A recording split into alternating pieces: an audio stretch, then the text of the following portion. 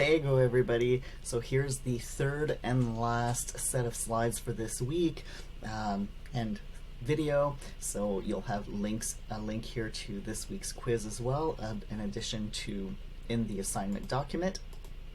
So just, this is just a kind of bringing all the vocabulary together from the last few weeks, so it's an easy place to reference as you're doing this week's vocabulary quiz. So here's a reminder of some basics that we started talking about the first week, and we'll go into more detail on most of these in the weeks to come. So Indigenous we use as an umbrella term for these three groups here. This is specific to Canada, okay?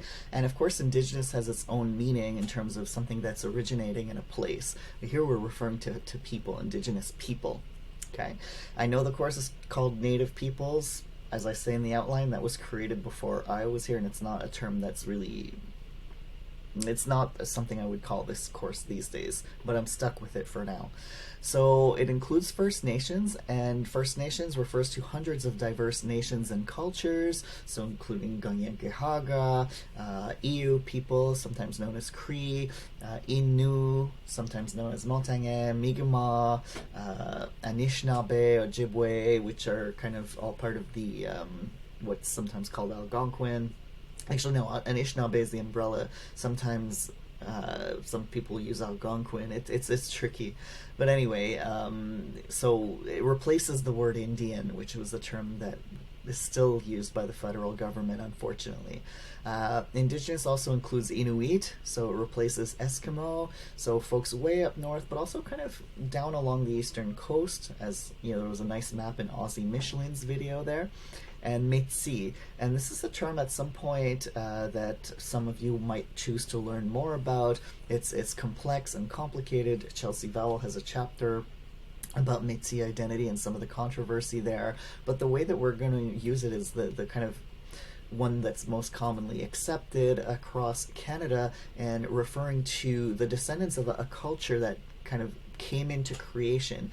Chelsea Vowell calls it ethnogenesis, where a new culture, a blended culture between some First Nations, often Plains Cree, and some settler cultures, often French, sometimes Irish and Scottish, and these kind of people blended and created their own culture and language called Mischief, probably mispronouncing it, so the descendants of that culture who inherited that culture are what we talk about when we talk about the Métis Nation, and they're recognized as an Indigenous people. And you can learn more about all this in Chapter 1 of Indigenous Rights, which is one of our textbook, and 21 Things About the Indian Act also has a little bit, but I find it goes into less detail, but you can look at the beginning there for that glossary. And of course Aussie Michelin's video, which was what we watched in the first week. So some important points. This is a slide from last week. I'm bringing it back, and some of you have already seen my comments and your reading questions. I didn't take off marks because you were just learning it, okay?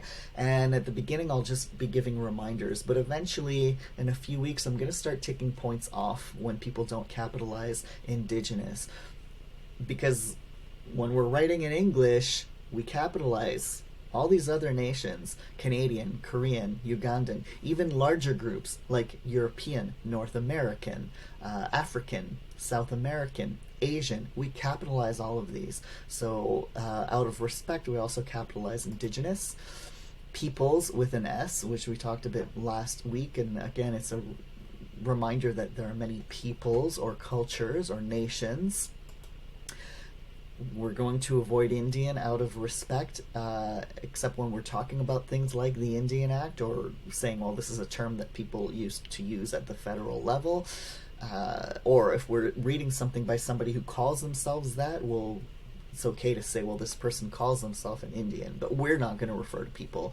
If we're not First Nations, we're not going to use that term in reference to people. And it's another thing that eventually you'll start losing marks for. Native American is used in the US. We don't use it in application to any Indigenous people in Canada. And again, this will come back as a more and more serious thing as the semester goes on. We're as specific as possible. So when you're talking, for example, this week and last week about things from Haudenosaunee cultures, well, then you're talking about Haudenosaunee cultures.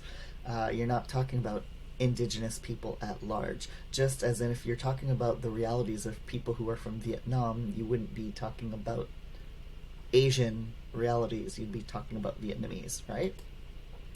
Some specific names that we can incorporate into our vocabulary now. Along that note, Haudenosaunee, which in the first slides this week we talked about as people of the Longhouse, which includes Six Nation and known by the French as the Iroquois. So that's something that we're putting on our vocabulary bank. And here are a couple of slides with, we'll be accumulating these anthropological concepts as well, and they're going to start trickling into the quizzes as well, because you need to know these as well. So here are a few we talked about: culture, worldview.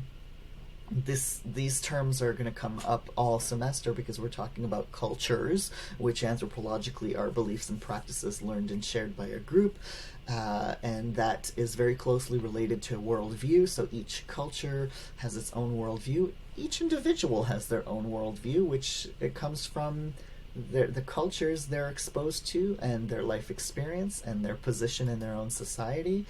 Ethnocentrism is a big one that'll come up a lot, especially anytime we're talking about colonialism, or even how easy it is, if you're non-Indigenous, how easy it is to misinterpret something that you're learning about. And this doesn't make you a bad person, because all humans have this tendency to assess new knowledge according to their own culture or worldview.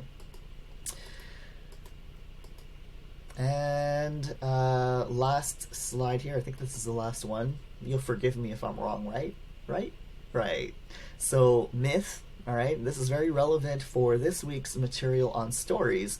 And I do go over that in those slides, so this might be deja vu for you, and it was in last week's slides as well. So how do we use this term in anthropology? It's a story that carries cultural knowledge. There's more detail in part 2 of this week's slides.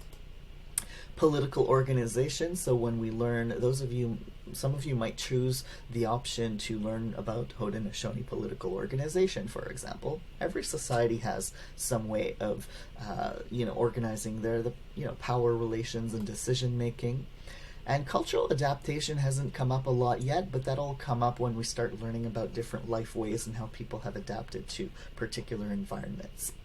So there you go. This is kind of an overview of, it was the last slide. See, I was right. So this was an overview of important vocabulary that should help you on this week's quiz and in future quizzes, as well as the bigger quizzes that you're going to get more marks for. First one is at the beginning of March, I believe. If you have any questions, let me know.